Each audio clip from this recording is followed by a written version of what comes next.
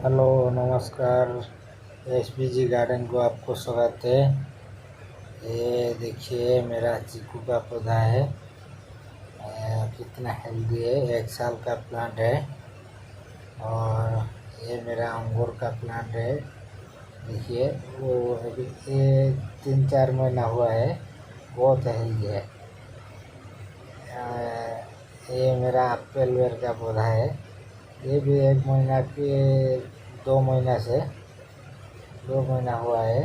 वो ये एप्पल बेर है। उसका 3 महीना हुआ। उसको छोटा छोटा एप्पल भी आया है। एप्पल बेर देख सकते हैं आप वीडियो में।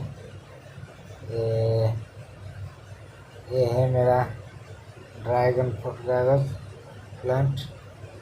ड्रैगन फ्रूट प्लांट में कितना हेल्दी है देखिए। वो भी 2-3 महीना का हुआ है। एप्पल बेर में कितना हेल्दी है देखिए प्लांट।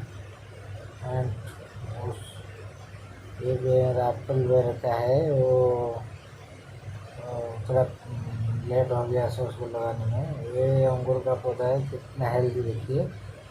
उसका 2-3 महीना से कितना हेल्दी हो गया है। ये चीकू का पौधा है। उसका एक ही चीकू आया है।